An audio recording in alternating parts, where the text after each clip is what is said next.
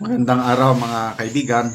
Bigyan pa rin natin ng reaction itong post ni Joey De Bebre na i-translate niya sa Tagalog yung interview ni Alvin and Tourism kay Congressman Pulong Duterte. So napag-usapan tungkol maraming topics at pag-usapan natin yung mensahe ni Tatay Digong para sa atin at ang kanyang kalusugan.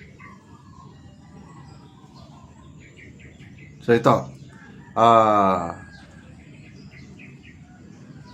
sabi ni Congressman Pulong, kalusugan, maayos ang kanyang kalagayan, sige ang pagpapatawa, nagjojok sa kanyang mga apo, okay naman siya. Alvin, Sir, 1 week siyang walang visit, ano raw napipil niya? Pulong, walang ganang kumain. Ganon pa rin, walang ganang kumain. Kagaya ngayon, minamasahe ko, nanginginig ang tiyan. Kinausap ko ang mga security, minsan ayaw bumangon, pagod. Sabi pa niya, nasanay na raw siya sa kanyang kalagayan sa ublo. Ublo, loob. Yun ang sabi niya, ublo. Alvin, Sir, may mga gusto ba siya ipahiwatig sa ating mga kababayan all over the world? Pulong, ano lang, nagpapasalamat pa rin siya sa suporta. Lagi ko nga tinatanong if may message ba siya dahil na rin sa inyo. Salamat sa suporta at huwag nyo na raw siyang problemahin. Problemahin nyo na lang ang inyong mga sarili. Dahil kung ito talaga ang destiny niya, ito talaga ang destiny niya. So, tignan mo, nakakulong ng ating tatay. Ayaw pa rin niya na tayo madamay, kaya wag daw natin siyang problemahin. Pwede ba yun? Hindi natin pwede siyang wag problemahin. Di ba, marami sa atin nagdarasal para sa kanya. Okay, yung tungkol sa bahay, na na-vlog ko na sa bahay, meron ding tanong tungkol sa jowa. Ayaw kong pag-usapan yung mga jowa. Ito, yung health. Alvin, how's his health, sir? Pulong, yun nga, payat talaga. Payat masyado. Pero maayos pa rin naman ang isip. Sir, walang aircon sa loob. Yun, kung saan kami nagmi-meeting, electric fan lang ang meron. Nako, walang aircon? Ay, kasi nga, malamig doon. Malamig, so walang aircon. Electric fan, pero ma-open naman ang bintana. Okay.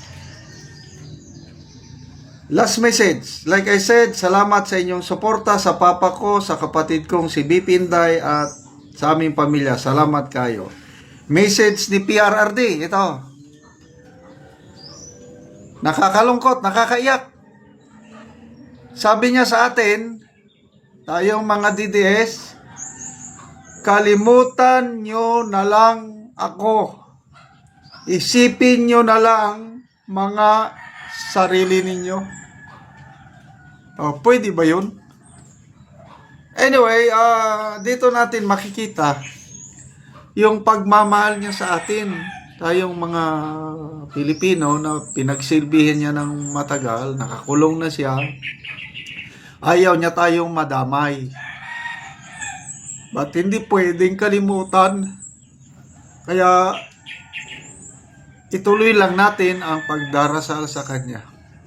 Wala pong imposible sa pagdarasal. Ako, kada umaga, sama ko siya sa dasal na mabigyan siya ng yung health niya. Kasi nga pumapayat. Dasal ko na sana, kasi ang galing ng Diyos, sometimes ginagamit niya you are at your lowest moment para lalo mo siyang maramdaman. O di ba, may kanta na Footprints of, kanta ba yun?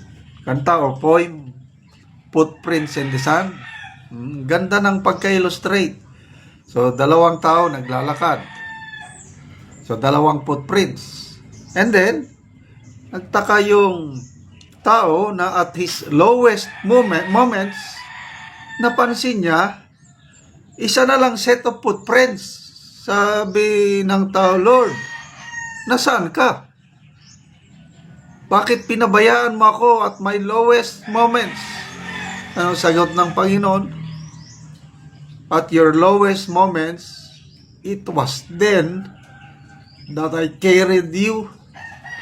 Sana itong lowest moments sa buhay ni Tatay Digong, maramdaman niya ang pagmamahal ng Diyos sa kanya, that God is carrying him. So, lahat po tayo, may kanya-kanya tayong trials, problema sa buhay. Huwag nating isipin na pinabayaan na tayo ng Panginoon.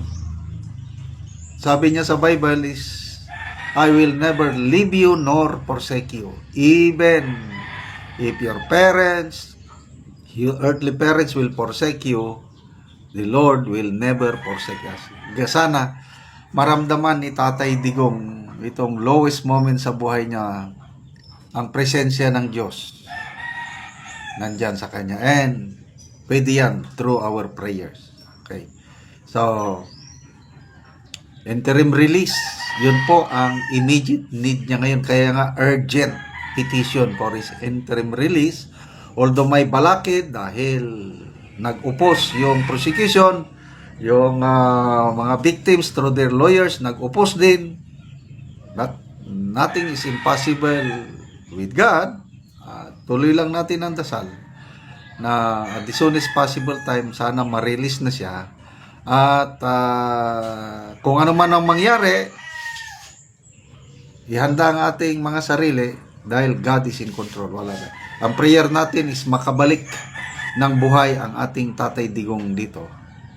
At asahan natin by faith. Kaya lang kung sometimes our prayers, ibang sagot ng Panginoon, ihanda ang ating sarili dahil God is all-knowing, sovereign. Kung ano man ang kalooban niya, yun ang matutupad. Tatay Digong, hindi ka namin makakalimutan. Di ba may kantang ganyan? Hindi kita malilimutan. I-search ko nga. Okay, salamat mga kaibigan sa inyong pagsubaybay sa ating channel. Nakakatulong kayo ng malaki sa tribong Talandig ng Bukidnon.